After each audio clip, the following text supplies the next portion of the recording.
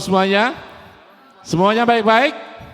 Puji Tuhan, minggu depan saya libur lagi. Haleluya. Haleluya. Nanti sesudah selesai firman Tuhan saya akan putarkan video ketika saya bersama Pastor Edmund melayani di Tarakan, Kalimantan Utara ya. Boleh menjadi berkat bagi kita. Tapi sekarang firman Tuhan, amin. Berapa banyak saudara diberkati Tuhan minggu lalu? Oke, apa yang saudara dapatkan? Minggu lalu itu firman Tuhan yang paling susah. Ketika saudara mendapatkannya, saudara akan berubah. Cara hidup saudara berubah, cara pelayanan saudara berubah, cara saudara berhubungan satu sama lain akan berubah. Amin. Saudara tahu bahwa kita bukan hamba. Kita melayani tapi bukan hamba. Kita anak yang melayani. Apa yang kita lakukan tidak menentukan kita. Saudara boleh sesudah ibadah sapu-sapu di gereja, bersih WC, tapi saudara tetap anak Tuhan. Saya melayani dari sini, saya sama dengan saudara anak Tuhan. Amin. Jadi kita mulai dengan status kita, posisi kita. Sebagai anak Tuhan, dari sana kita melayani. Amin. Kita melayani manusia, kita hamba manusia. Tapi kita anak Allah. Pengertian itu harus sangat-sangat kita miliki. Amin. Sekali lagi, kita hamba manusia melayani. Tetapi kita anak Tuhan. Amin. Mulai dari sana, saya percaya kehidupan iman saudara, kehidupan saudara sebagai orang Kristen akan berbeda. Amin. Jadi, apa yang kita lakukan tidak menentukan status kita. Status kita sudah paten. Anak Allah. Dari sana sebagai anak Allah kita melayani, kita mau bersih WC, kita mau kemanapun karena kita anak Allah. Tuhan memberikan karunia roh kepada kita masing-masing. Amin. Ada yang suka sekali resik, saya nggak bisa lihat WC kotor, saya bersihin. Itu karunia Pak ya. Karunia saudara. Ya kan? Saudara sekalian, banyak sekali karunia diberikan masing-masing firman Tuhan. Masing-masing kita diberikan. Masalah saudara temuin enggak karunia roh itu? Masalah saudara memakai enggak karunia roh itu? Saudara yang menentukan. Ada orang yang diberikan karunia roh, misalnya nilai 1, dipakai, Tuhan tahu, weh anakku rajin. Ditambah lagi jadi 2, anakku rajin. Hal kecil juga dikerjakan, tambah 3, tambah 4, tambah 5. Amin. Ada yang kasih 5, tapi mandek aja. Tetap 5. Dari dulu sekarang dan selama-lamanya 5, seperti Tuhan Yesus. Amin, saudara ya. Jadi status kita yang menentukan apa yang kita lakukan. Bukan apa yang kita lakukan menentukan saya. Amin. Katakan kiri kanan kamu anak Allah. Amin, haleluya. Saudara sekalian, seri Raja, The King, kita sudah belajar Yesus itu Mesias. Amin. Yesus itu Mesias, Yesus itu apa lagi saudara pelajari? Yesus itu guru, Yesus itu Tuhan, hamba yang menderita. Ya kan? Nah hari ini kita belajar Yesus itu adalah anak yang dikasihi. Ya, anak yang dikasihi. Siapa anak kesayangan Bapak Ibu di rumah? Wah cuma 1 istri saya. Yang lain anak gak dikasihi. Di rumah dulu waktu kecil lah, saya waktu kecil, sudah dewasa pasti bandel gitu kan. Waktu kecil semua dikasih orang tua kan? Iya, semua dikasih. Orang tua selalu mengasihi anaknya. Orang tua yang baik tidak pernah favoritisme, betul? Tidak pernah pilih kasih, ya kan? Apalagi seorang ibu, di sini ibu-ibu ada berapa? Banyak kan? Saudara, bagaimana mungkin saudara tidak mengasihi anak saudara yang saudara bawa, saudara capek-capek 9 bulan, 10 hari. Saudara bawa kemana-mana, tidak mungkin seorang ibu tidak mengasihi anaknya, betul? Ya, saudara boleh marah sama bapaknya, tetap saudara mengasihi anaknya. Betul saudara ya? Bapak kita mengasihi kita. Hari ini kita berbicara tentang Yesus, Raja, anak yang dikasihi. Volumenya tolong dinaikin sedikit ya. Haleluya. Nah saudara sekalian, apa arti yang dikasihi itu? Anak yang dikasihi. Kita tahu bahwa dikasih pasti seseorang yang betul-betul disayangi dan sebagainya, betul? Tetapi ketika kita disebut saya dikasihi, sebenarnya saya tidak melakukan apa-apa. Orang itu yang menentukan bahwa dia mengasihi saya apa bukan, ya kan? Saya boleh nyodor-nyodorkan dia dikasih saya dong, kasih saya, tapi orang itu yang menentukan saya dikasih apa bukan, ya. Jadi saya boleh mengatakan saya dikasih karena Allah mengasihi saya. Saya dikasih orang tua saya karena orang tua mengasihi saya. Amin. Saudara, hari ini kita akan belajar sangat dalam juga. Saudara percaya semua Yesus adalah anak Allah. Yesus adalah anak Allah. Amin. Nah, kalau saudara baca firman Tuhan di dalam perjanjian baru, ketika mereka sudah mengenal bahwa semua orang yang percaya kepada Tuhan adalah anak Allah, bahasanya lain, saudara.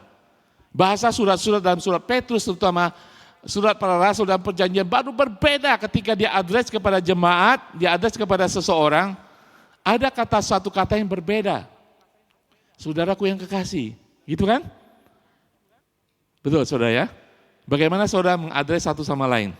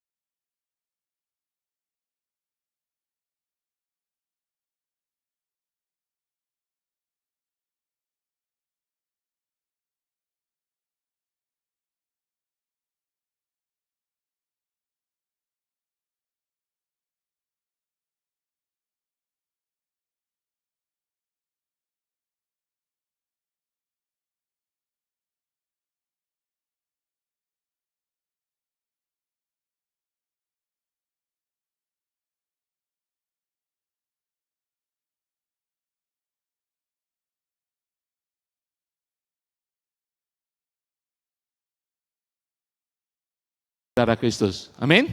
Oke, kita percaya itu. Dan dia yang menjadikan kita anak-anak Allah karena dia yang sulung. Nah, saya ingin membagikan beberapa ayat Yesus itu anak Allah. Petrus, para murid mengakui dalam Matius 14:33. Ya, Yesus adalah anak Allah. Ini Petrus, bukan para murid yang mengakui ketika setelah mukjizat badai di Danau Galilea.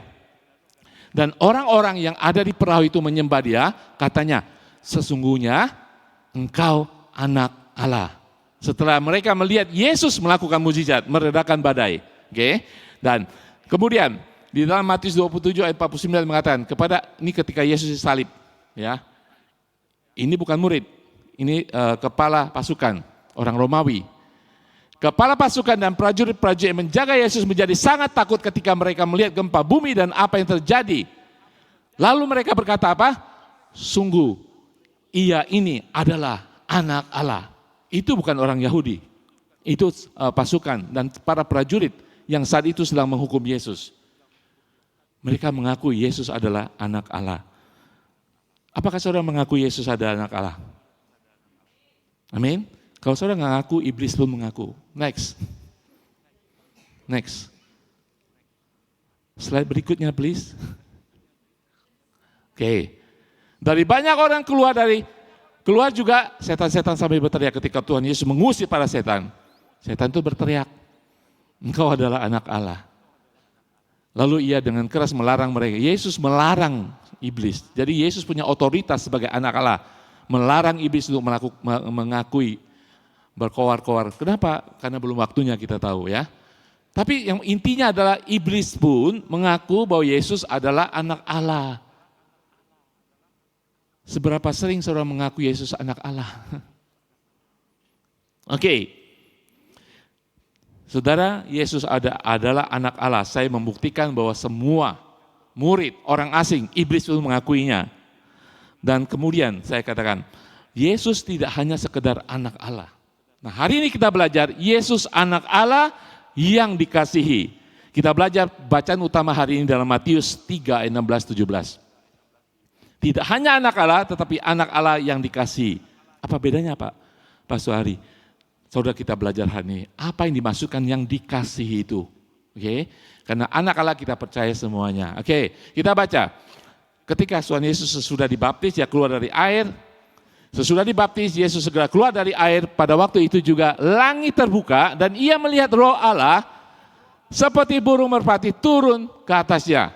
Lalu terdengarlah suara dari surga yang mengatakan, inilah anakku yang kukasihi, kepadanya lah aku berkenan. Saudara sekalian, ini adalah kejadian yang luar biasa, hikmat dan sangat luar biasa. Kenapa saudara?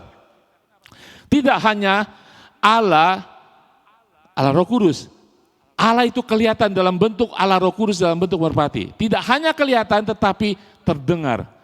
Allah membuka langit dan dia ngomong, audible, boom. Inilah anakku yang kukasihi, kepadanya lah aku berkenan. Kenapa ini harus dikatakan? Kenapa Tuhan tidak mengatakan inilah anakku? Sama aja. Tetapi harus dikatakan inilah anakku yang dikasihi. Nanti kita akan belajar. Nah, tidak hanya sekali ini, tetapi 2 kali. Di dalam Matius 17, 5-6 mengatakan.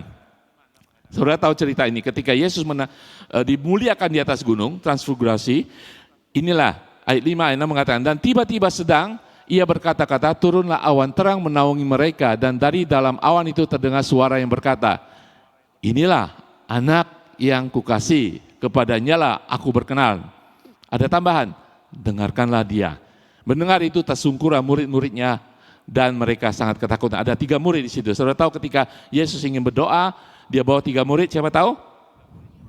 Petrus, Yohanes, Yakobus. Saudara tahu mereka tertidur kan?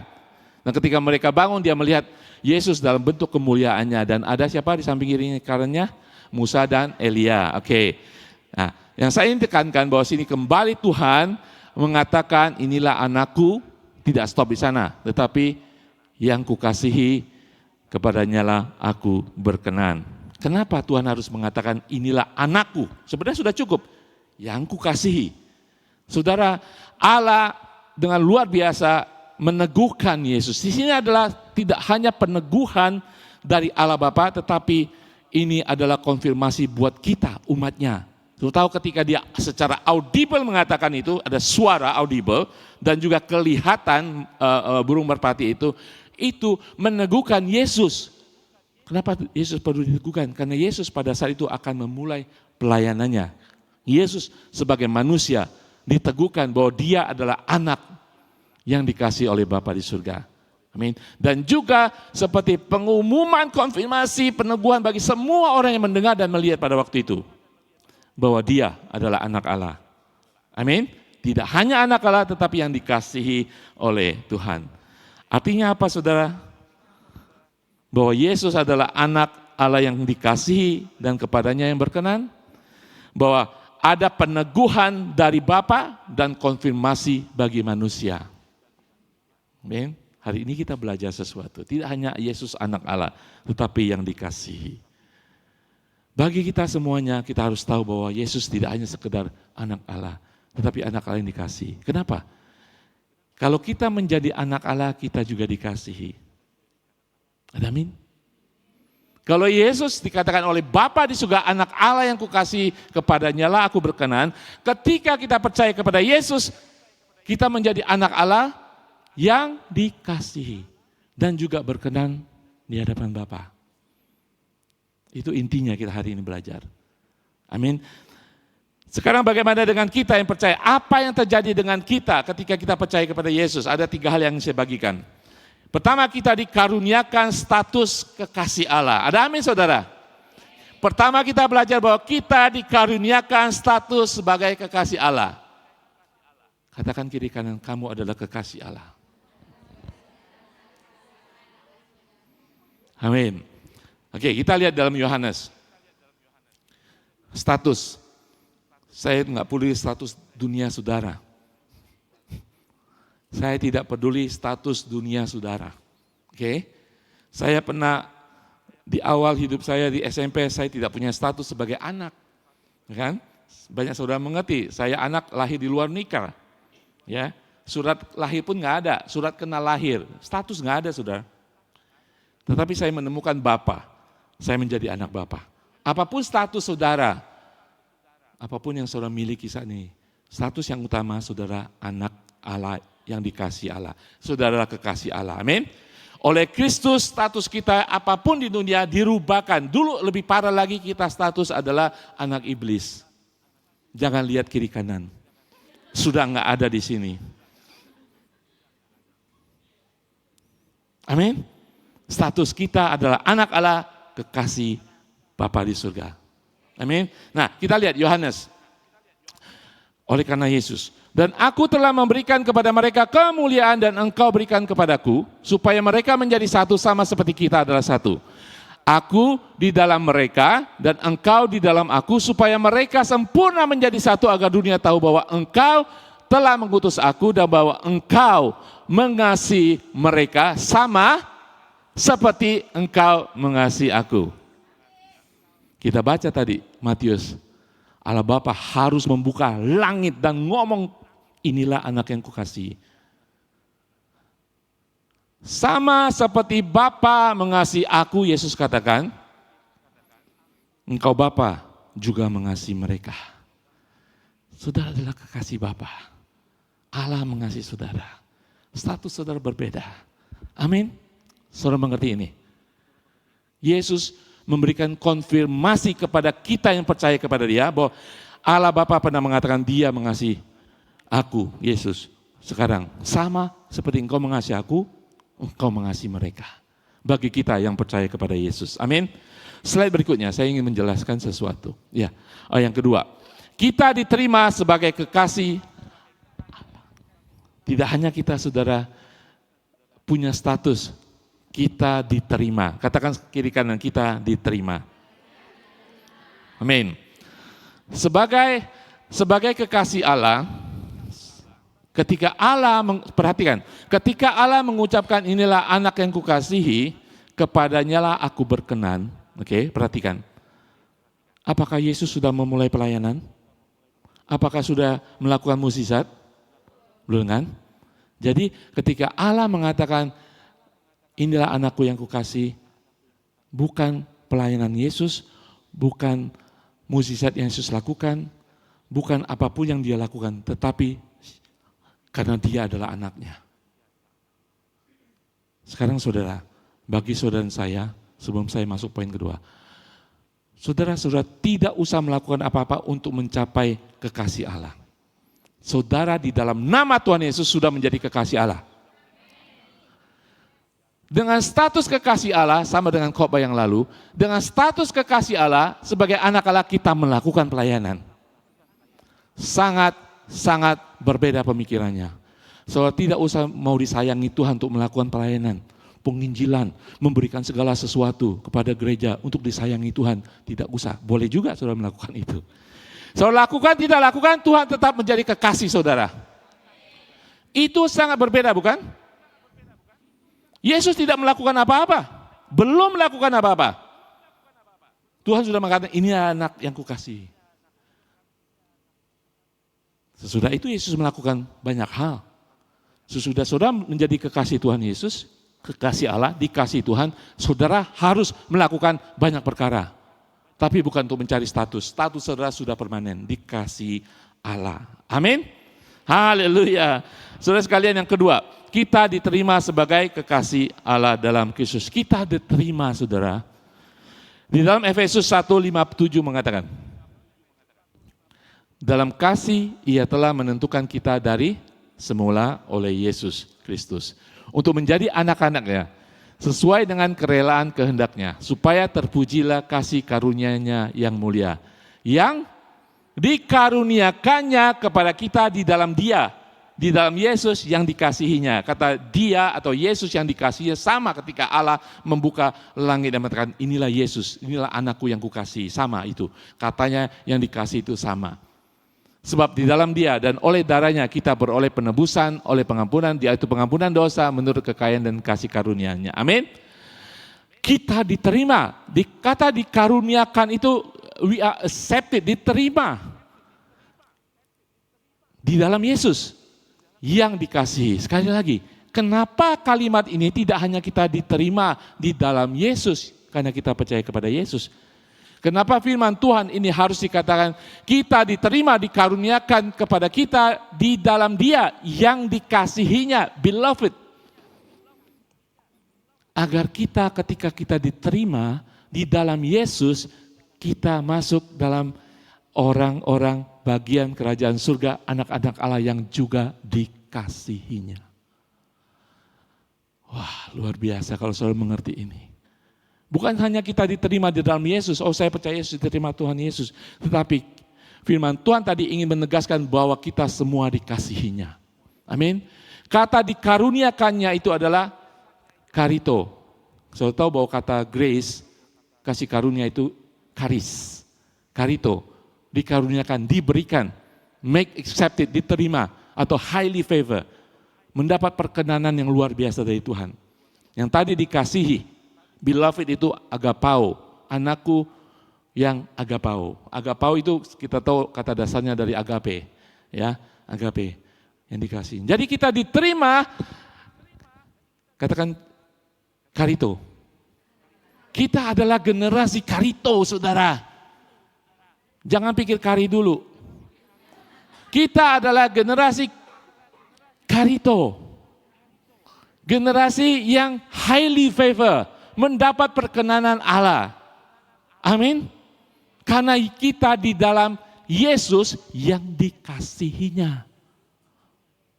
Saudara harus ingat, di dalam Yesus kita terima, tetapi kita harus tahu mengerti sekarang bahwa di dalam Yesus anaknya yang dikasihinya, sehingga kita selama-lamanya dikasihi Tuhan.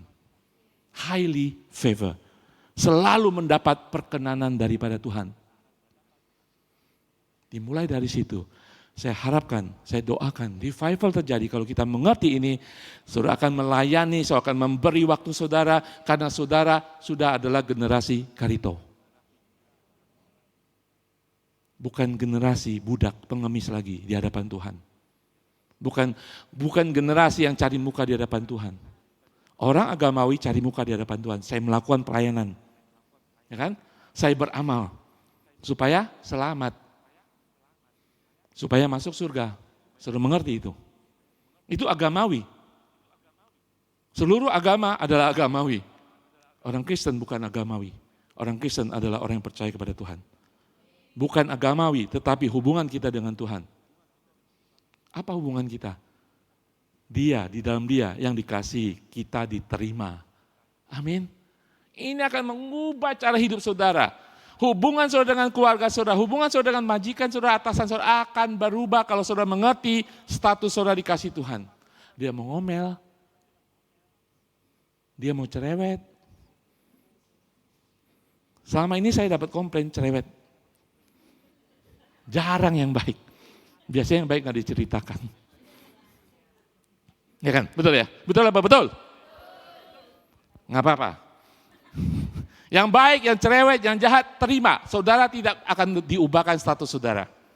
Saudara tetap adalah generasi karito. Amin. Diterima oleh Bapa, ditolak oleh keluarga sekalipun, ditolak oleh orang yang saudara kasih pun, saudara tetap diterima oleh Bapa di surga. Saudara highly favor. Dia mendapat perkenanan yang luar biasa dari Tuhan. Sekali lagi, mungkin saudara berkata, apa yang saya lakukan saya mendapat perkenanan? Bukan apa yang kita lakukan, saya katakan Yesus belum melakukan apa-apa. Allah sudah mengatakan, engkaulah anakku yang kukasihi, kepadamulah aku berkenan. Amin. Kita yang percaya kepada Yesus, saat kita menerima Dia di dalam hidup kita, Allah Bapa membuat kita diterima di dalam yang dikasihi. Itu saja. Amin. Selebihnya adalah usaha manusia, selebihnya adalah usaha saudara dengan kesombongan kita sendiri. Selebihnya kita merasa lebih besar daripada Tuhan. Saya ingin melakukan ini supaya Tuhan memberkati saya. Tuhan sudah memberkati kita. Kita masalahnya belum tap in, belum masuk dalam rencana Tuhan. Karena kita suka mengembara sesuai dengan keinginan kita masing-masing. Tuhan sudah memberkati kita. Di Efesus mengatakan, bahkan Tuhan memberkati kita dengan berkat rohani, sudah diberkati. Kok saya belum terima? Saudara ikut siapa hari-hari ini? Kalau saudara ikut Tuhan dalam rencana Tuhan, berkat itu sudah tersedia atas nama kita masing-masing. Firman Tuhan mengatakan dalam Efesus. Amin. Ingat status saudara, saudara sudah dikasihi. Nah saudara sekalian, kata yang tadi itu, karito itu, yang dikasihi itu, hanya ada dua. Hanya ada dua kali disebut di dalam Injil. Yang pertama, ketika malaikat Gabriel datang kepada Maria.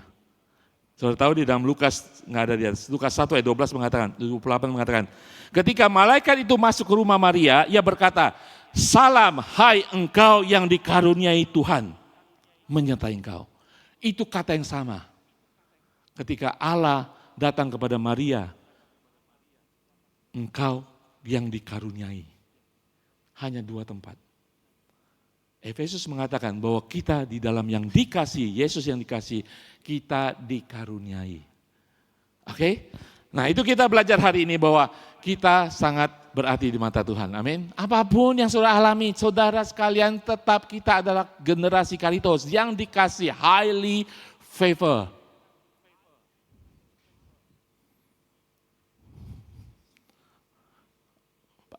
Pak Ari, saya hari-hari ini banyak kesalahan dalam hidup saya.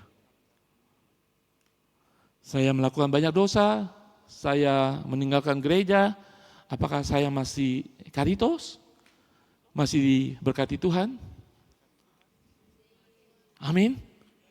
Ya, itu yang membawa saudara pulang ke rumah Tuhan lagi. Itu yang membawa saudara kembali kepada pangkuan Tuhan. Kalau saudara tidak pernah percaya itu, saudara tidak pernah akan kembali kepada Tuhan. Amin. Seperti seorang anak, sebandel apapun, ya kan? Saya nggak tahu saudara memiliki anak sebandel apa, saya nggak tahu ya.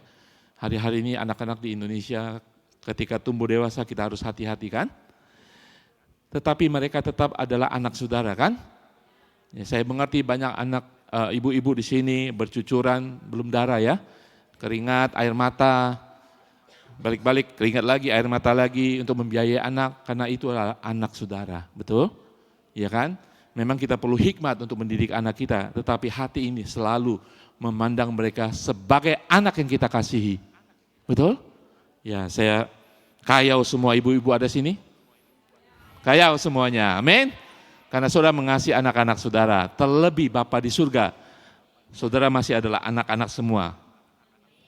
Umur 60 pun saudara adalah anak. Yang 60 tertawa terbahak-bahak. Masih ada harapan. Saudara selalu akan menjadi tetap selama-lamanya adalah anak Bapa di surga, dikasihi, diberikan perkenanan yang luar biasa. Amin. Haleluya. Yang ketiga kita belajar secara singkat, oke? Kalau Yesus adalah anak Allah, apa yang kita pelajari? Pertama kita belajar bahwa status kita berubah, yang kedua kita diterima, yang ketiga kita dikasihi selamanya. Kata kiri kanan, kamu dikasihi selamanya. Saudara, seri sebelumnya kita belajar dari kitab Ratapan kan? Bangsa Israel itu disebut kekasihnya Allah. Ada beberapa catatan perjanjian lama seperti Salomo disebut kekasihnya Allah. Benyamin, kekasihnya Yahweh.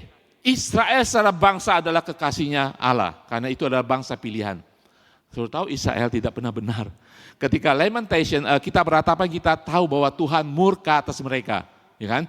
Tuhan marah kepada mereka, menghukum mereka habis-habisan. Tetapi dalam firman Tuhan, tetap mereka adalah kekasih Allah. Karena status itu tidak pernah berubah. Kepada bangsa Israel sekarang, Yahudi sekarang, mereka adalah kekasih Allah. Karena perjanjian Abrahamik, ya, perjanjian lain. Kita menjadi kekasih Allah karena perjanjian darah Kristus. Amin. Nah, ingin saya jelaskan.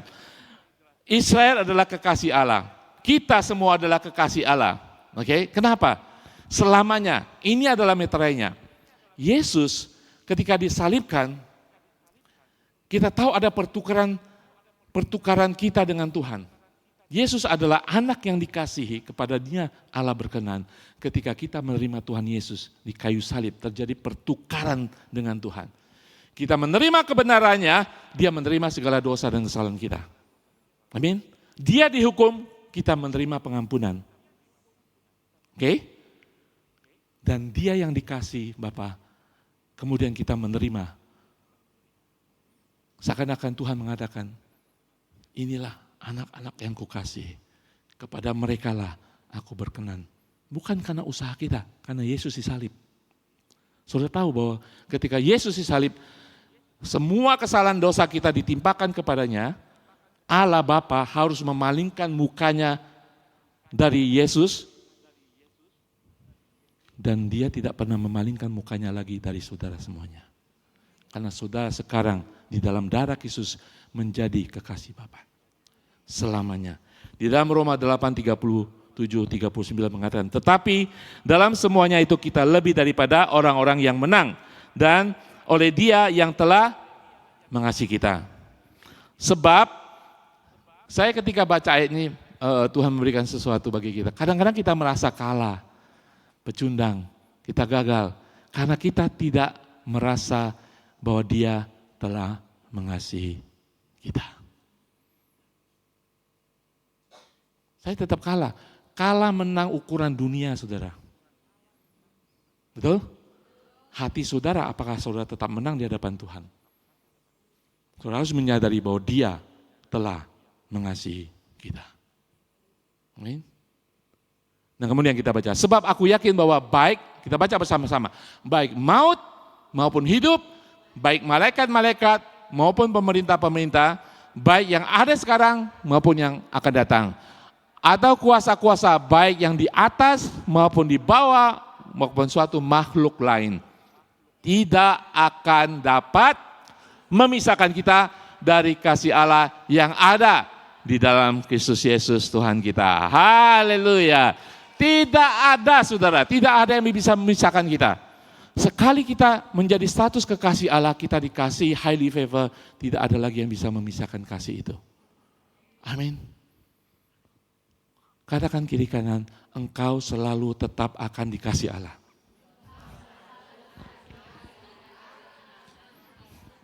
Baca kan? Sampai penuh mulutnya kan? Engkau akan selalu tetap selama-lamanya dikasih Allah. Supaya saudara yakin. Karena kalau saudara tidak yakin, ayat pertama itu saudara tidak pernah akan lebih daripada pemenang. Amin. Status kita anak terkasih, bahwa Dia mengasihi kita sama seperti Dia mengasihi Yesus, dan apapun yang kita lakukan tidak akan menghilangkan status kekasih dari kita. Apapun Pak Ari yang kita lakukan, apapun yang kita lakukan tidak akan memisahkan kita dari Tuhan, itu firman Tuhan. Apapun yang kita lakukan tidak akan menghilangkan status kita. Enak sekali jadi orang Kristen. Saya katakan statusnya, bukan resikonya. Resikonya ditanggung penumpang. Betul ya? Jangan kutip ini, Pak Hari bilang, kok saya mengalami ini, apa yang saya lakukan sebelumnya? Yang saya katakan status saudara, kasih Allah tidak terpisahkan. Betul? Masuk akal? Masuk ya. Oke, kita belajar satu lagi, perumpamaan. Perumpamaan anak yang hilang. Saya suka sekali dengan perumpamaan anak yang hilang. Anak yang hilang ya. Bukan perumpamaan anak yang hilang sebenarnya. Perumpamaan anak yang menghilangkan diri. Yang tertawa paling kencang pernah menghilangkan diri dari hadapan Tuhan. Betul ya? Hilang apanya? Hilang tuh masih kecil. Ini menghilangkan diri udah gede. Saudara tahu ceritanya? Ya ketawa dan kencang. Menangisi diri. Yang pernah ketawa, pernah menghilangkan diri, sudah tahu resikonya. Yang berasa ya? Oke, kita lihat. Kalau saudara baca cerita perumpamaan tentang anak yang bungsu dan anak yang sulung ini, banyak sekali permata-permata di situ kita bisa ambil ya. Kita hari ini melihat kasih Bapa. Bapa dan anak. Oke? Saudara tahu ceritanya, Bapak punya 2 anak kan? Bungsu dan sulung. Dua-duanya anak Bapak. Yang sulung juga anak Bapak, yang bungsu juga anak Bapak. Cuman yang bungsu ini sedikit-sedikit. Ya. Mungkin dia sering lihat YouTube gitu ya. Lihat Facebook gitu ya. Lihat orang jalan-jalan ke sana kemari, lihat orang dagang online, ada yang part time. Ya. Dia minta harta bagiannya kepada bapaknya yang sangat kaya itu. Yang saya baca tadi, bahwa bapak itu ketika membagikan hartanya kepada yang sulung juga, dibagi kepada yang bungsu. Yang bungsu akhirnya pergi, merantau, foya-foya. Habis kan? Habis. Akhirnya dia harus makan kan? Dia bekerja kepada pemilik peternakan babi. Sama bos peternakan babi itu suruh jaga babi di peternakannya. Karena dia mungkin masih foya-foya, gajinya habis, tapi perutnya lapar. Dia mau makan ampas-ampas makanan babi pun tidak dikasih. Oke? Itu resikonya kalau kita lari daripada Tuhan. Ampas babi pun, makanan babi pun tidak dikasih. Ya resiko tanggung sendiri. Oke. Ketika dia mengalami itu, dia ingat. Nah, kita baca di sinilah ceritanya. Lukas 15, 17, 19. Lalu ia menyadari keadaannya. Oke, apa yang disadari? Katanya apa? Betapa banyaknya orang upahan Bapakku. Yang melimpah-limpah makanannya, tetapi aku di sini mati kelaparan. Cari gara-gara sendiri. Aku akan bangkit dan pergi kepada Bapakku. Dan berkata kepadanya, Bapa, aku telah berdosa terhadap surga dan terhadap Bapa. Aku tidak lagi layak disebut anak Bapa. Jadikan aku sebagai salah seorang upahan Bapa. Oke. Mulutnya, hatinya masih mengakui dia adalah bapaknya, tetapi dia sudah mulai tercemar mentalnya untuk menjadi budak lagi. Oke? Orang Kristen semuanya adalah anak Allah. Apapun permasalahan saudara, jangan pernah punya mental budak lagi. Jangan pernah punya mental hamba lagi. Amin. So tetap anak Bapa. Lalu ia menyadari keadaannya. Yang belum sadar. Ada Bapamu di surga yang sudah memberikan status kekasih, yang sudah menerima dan mengasihi saudara selama-lamanya. Amin. Inilah contoh yang paling hebat. Dia tetap mengakui Bapaknya. Walaupun dia sudah berdosa kepada Bapaknya, pergi dari Bapaknya, dia sadar ketika resiko yang dihadapi, akibat daripada kebandelannya, membawa dia pulang. Tetapi kesadarannya tetap bahwa di sana ada Bapaknya. Amin. Sama dengan kita. Kita harus sadar ketika saudara terbawa arus sekalipun. Saya percaya sekali selamat tetap selamat, dia tetap Bapa. Sekalipun saudara mau pindah agama, saudara adalah orang percaya. Makanya saya bilang Kristen bukan agama. Coba pindah-pindah agama terserah, itu saudara tetap anak Bapa. Karena Kristen bukan agama, hubungan. Kalau saudara tidak pernah punya hubungan dari awal, ya tidak pernah hubungan. Ketika saudara pernah berhubungan dengan Tuhan, mengakui Yesus sebagai Tuhan dan Juru Selamat, selama-lamanya dia Juru Selamat saudara. Betul? Saudara mau di kandang babi, kadang onta. Saudara tetap anak Bapa. Saudara, orang ini, anak bungsu ini, dosanya nggak kepalang tanggung, saudara. Bapaknya masih hidup minta warisan. Itu artinya apa? Menyumpai bapaknya seakan bapaknya sudah mati. Betul kan? Coba saudara di rumah minta itu. Dia melakukan ini seakan-akan bapaknya tidak mengasihinya. Itu kebandelan. Tetapi kita tahu dia tetap mengakui bapaknya kan? Oke, kita baca selanjutnya. Kita marahin itu rasa bungsu. Padahal kita sendiri banyak yang bandel. Sekarang, oke. Seterusnya, dia menyadari, Dia ingin pulang dan kemudian 20 malam. Maka bangkitlah ia dan pergi kepada bapaknya. Sebelumnya saudara, sebelum ini dia ada action kan. Sebelum ini dia menyadari, dia katakan aku akan kembali kepada bapakku dan aku katakan kepada bapakku ini. Dia sudah seperti pemain drama. Dia rencanakan kata-katanya. Bapak aku sudah berdosa, aku berdosa kepada langit dan surga dan bumi kepada Bapak. Sederetan dia sudah rencanakan. Maka bangkitlah ia pergi kepada bapaknya. Ketika ia masih jauh, dikatakan apa? Ayahnya telah melihatnya. Lalu tergeraklah hatinya oleh belas. Perhatikan, bapaknya punya belas kasihan.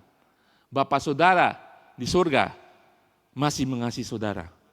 Ada belas kasihan masih tersedia bagi saudara. Saudara mungkin duduk tempat ini, tapi saudara hati saudara jauh dari Bapak. Jangan ketawain orang-orang di luar. Tuhan yang mengerti hati. Saudara bisa datang ke gereja setiap hari, melayani setiap minggu. Datang ke gereja setiap hari Pak, saya nggak ngerti itu.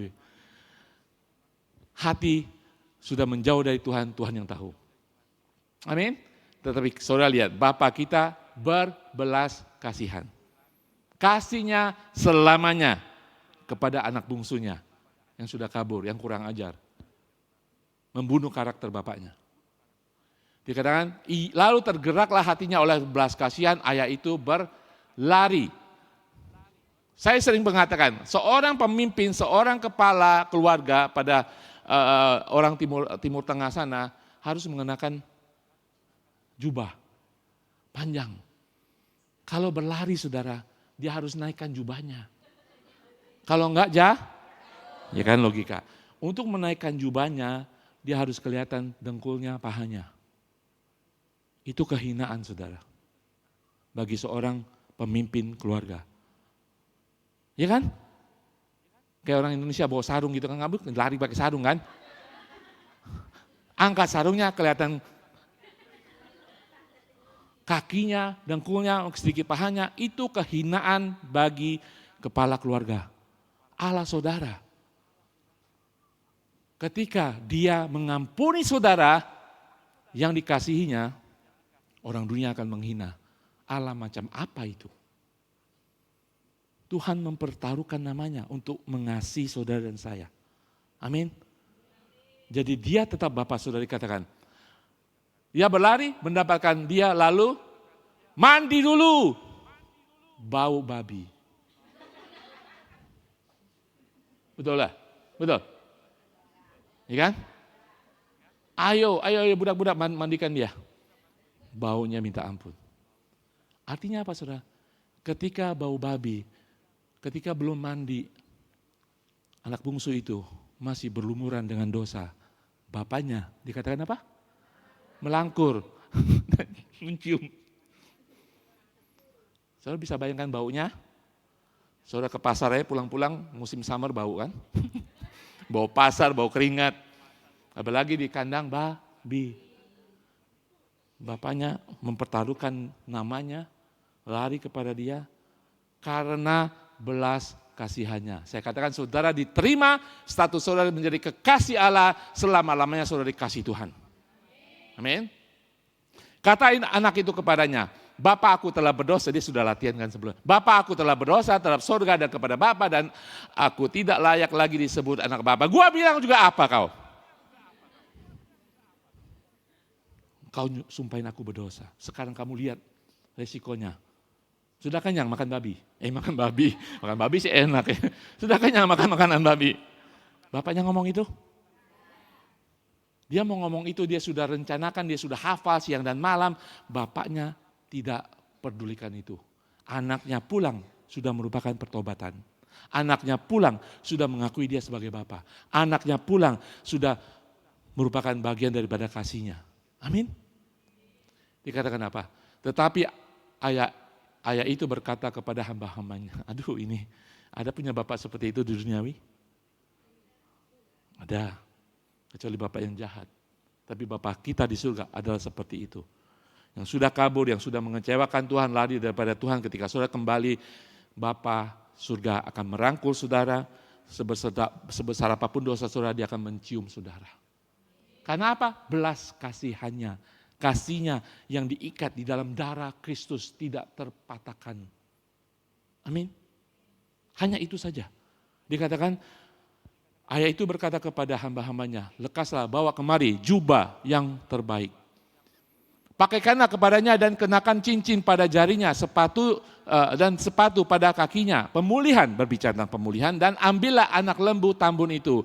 Mari kita bawa ke ICA dan kita fellowship bersama-sama.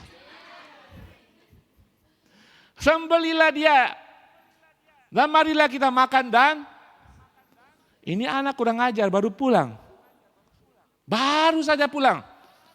Kalau saudara punya anak, saudara pasti ngomelin 3 hari dulu kan. Sama di sini. Kita ngomelin dulu, ulang-ulang pula. Ini bapak kita beda saudara. Ya kan? Dikatakan 24, perhatikan. Tadi si anak itu dalam kesadarannya selalu bapakku. Ayat 24. Kata bapak, sebab apa? Anakku yang kurang ajar, anakku yang telah mati. Oke. Dan menjadi hidup kembali. Ia telah hilang dan didapat kembali, maka mulailah mereka bersukacita. Saudara, kita memiliki Bapa yang sudah mengasihi kita di dalam Dia yang dikasihi, di dalam Yesus yang dikasihi, yang berkenan kepada Bapa di surga. Saudara selamanya dikasihi, saudara selamanya berkenan di hadapan Bapa. Amin. Katakan kiri kanan, kamu dikasihi Tuhan dan selalu mendapat perkenanan dari Tuhan. Oke. Saya mengerti firman Tuhan hari ini. Oke, jangan ketawa-ketawa jadi lupa firman Tuhan. Status saudara sebagai kekasih Allah. Saudara sudah diterima dan highly favor. Dan saudara selama-lamanya tidak terpisahkan dengan kasih Tuhan. 2 pertanyaan saya berikan kepada saudara. Next, slide berikutnya. Apakah saudara yakin masih dikasih Allah? Oke, yakin. Masih dalam perkenanannya?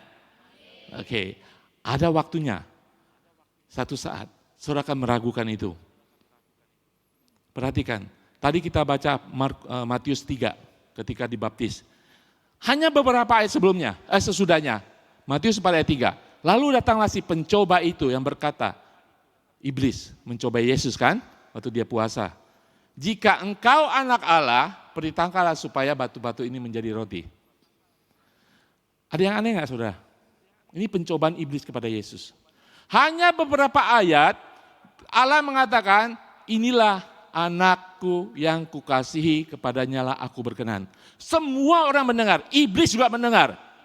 Tetapi ketika iblis mencoba Yesus, ada kata-kata yang dihilangkan. Jika engkau anak Allah. Apa yang dihilangkan? Iblis akan selalu datang kepada saudara. Iya, engkau anak Allah. Hari ini khotbahnya adalah kita anak Allah, kita dikasih Allah, mendapat perkenanan Allah. Oke? Ketika kita melakukan kesalahan, iblis selalu mengatakan, engkau anak Allah, ke gereja setiap hari. Dia sudah hilangkan dan berusaha menghilangkan ingatan saudara hari ini bahwa saudara sudah dikasihi. Amin. Yesus baru orang dengar semuanya. Allah Bapa mengatakan bahwa dia adalah anak yang dikasihi. Iblis datang hilangkan kata yang dikasihi. Hati-hati saudara. Selamanya saudara dikasihi. Jangan sampai iblis mengintimidasi saudara. Engkau anak Allah, orang gereja kan. Dia hilangkan bahwa kita dikasihi Tuhan. Sehingga saudara merasa, saya sudah gak dikasih itu. Karena dosa saya kehilangan kasih Bapa. Saya kehilangan perkenanannya. Ada waktunya akan datang. Bahkan ketika saudara merasa begitu bersalah, saudara merasa tidak dikasihi lagi. Itu pikiran yang ditanamkan oleh iblis. Tetap kita dikasihi. Kita tetap mendapat perkenanan Tuhan. Pertanyaan kedua, slide berikutnya. Jika kita diterima dalam yang dikasih, apa yang harus kita lakukan? Dengarkan Dia. Pertama, Bapa membuka langit, inilah anak yang kukasihi, kepadanya aku berkenan. Saudara tahu bahwa ketika kedua kali, ketika di bukit, di gunung yang Yesus dipermuliakan, Petrus, Yakobus, Yohanes tertidur, bangun-bangun. Yesus menampakkan kemuliaannya. Ada Musa, ada Elia. Petrus ngomong apa? Petrus ngomong apa?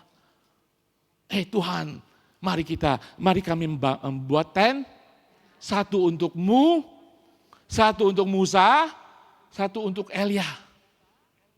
Kurang ajar. Saudara tidak bisa menyamakan Yesus dengan siapapun.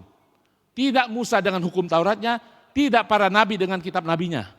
Yesus semata-mata. Allah harus membuka kembali langit berkata, inilah anak yang kukasihi, kepadanya lah aku berkenan. Dengarkan dia, bukan siapa-siapa.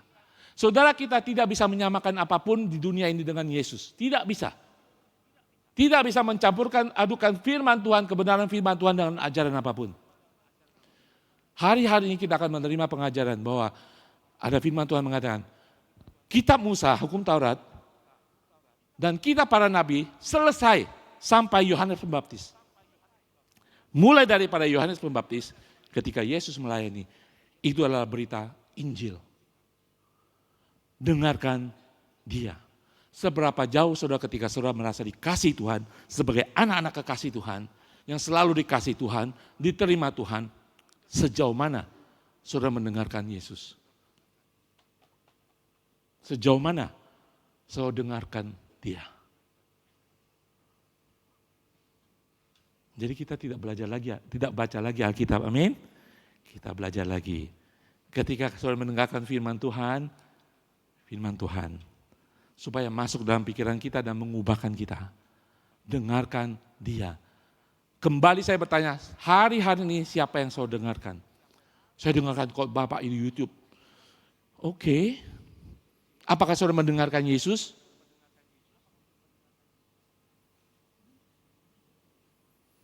Khotbah tidak mengubahkan orang. Yesus mengubahkan orang. Pendeta sebesar apapun tidak bisa mengubahkan saudara. Yesus mengubahkan kita. Dengarkan dia. Amin. Oke, kita sudah selesai. Saudara masih mau diomelin? Enggak ya, oke. Kita punya status karena Yesus dikasih. Mendapat perkenanan Allah. Di dalam dia, kita juga dikasih. Amin. Kita punya status selama-lamanya dikasih. Kita diterima, status kita sudah berbeda. Sebagai orang dikasihi, apapun yang terjadi dalam kehidupan saudara, Bapa tetap mengasihi saudara. Jadi jangan pernah saudara kehilangan kata-kata dan kemudian, apakah saya dikasih Tuhan ya? Oh, karena saya berdosa, saya meninggalkan Tuhan. Saya ketika COVID sudah selesai, saya hiking saja. Saya sudah tidak rajin berdoa. Saudara, apapun yang saudara lakukan, Tuhan tetap mengasihi saudara. Ya mungkin nanti saudara seperti anak yang hilang saja. Mau bau, mau makan, enggak kekeruan. Tetapi saudara tetap dikasih Bapa. Allah tetap mengatakan engkau anakku. Amin. Nah ketika saudara tetap dikasih Allah, apakah saudara untuk memelihara kehidupan iman saudara, apakah saudara mendengarkan Tuhan? Itu saudara yang tahu sendiri. Amin. Saya doakan, saya harap semuanya kita tetap teguh dengan status kita dikasih Tuhan sebagai anak yang terkasih sekarang karena Yesus Kristus. Kita tetap dengar-dengaran akan firman Tuhan. Amin. Mari kita berdoa. Bapa di surga.